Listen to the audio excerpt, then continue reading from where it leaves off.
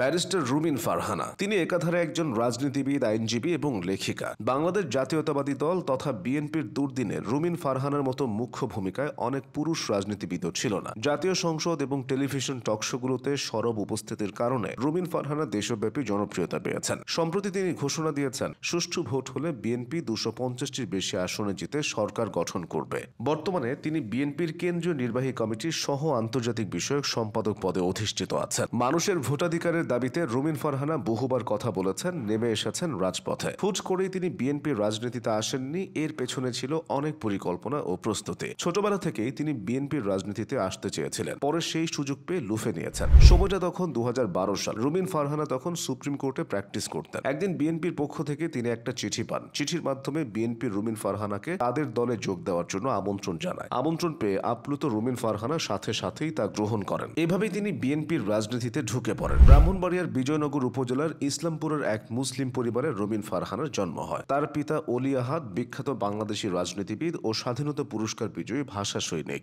অলি আহাদ ভাষা আন্দোলনে 144 ধারা ভঙ্গের নায়ক। এছাড়া তিনি 1971 সালে মুক্তিযুদ্ধের অন্যতম সংগঠক ছিলেন। এ কারণে তার বাবা স্বাধীনতা পুরস্কার পেয়েছেন। অলি আহাদ তার জীবনের দীর্ঘ 19 বছর কাটিয়েছেন কারাগারে। রাজনীতি করেছেন হোসেন সৈয়দ সোহরাওয়ার্দী, শেরে বাংলা একে ফজলুল হক, মাওলানা ভাসানী এবং বঙ্গবন্ধু শেখ মুজিবুর রহমানের সাথে। অলি আহাদ আওয়ামী লীগের প্রতিষ্ঠাতা সাংগঠনিক সম্পাদক ছিলেন। রুমিন ফারহানা তার বাবার হাত ধরেই রাজনীতিতে আসেন। তিনি তার পরিবার থেকে রাজনৈতিক শিক্ষা পেয়েছেন। রুমিন ফারহানা হোলি ক্রস স্কুল থেকে মাধ্যমিক এবং ভিকারুননিসা স্কুল অ্যান্ড কলেজ থেকে উচ্চ মাধ্যমিক পাশ করেছেন। উচ্চ মাধ্যমিকের পর তিনি লন্ডন বিশ্ববিদ্যালয় থেকে আইন বিভাগে তার স্নাতক সম্পন্ন করেন এবং যুক্তরাজ্যের লিঙ্কনস ইন থেকে ব্যারিস্টার ডিগ্রি অর্জন করেন। 2019 সালের 28 মে বাংলাদেশ জাতীয়তাবাদী দল বিএনপি থেকে মনোনয়ন পেয়ে সংরক্ষিত নারী আসন থেকে বিনা প্রতিদ্বন্দ্বিতায় প্রথমবারের মতো সাংসদ নির্বাচিত হন রুমিন ফারহানা। একাদশ জাতীয় সংসদ নির্বাচনে বিএনপির একমাত্র নারী সদস্য হিসেবে রুমিন ফারহানা জাতীয় সংসদে প্রতিনিধিত্ব করেছেন। পরে তিনি বিএনপির কেন্দ্রীয় আন্তর্জাতিক বিষয়ক সম্পাদক হন।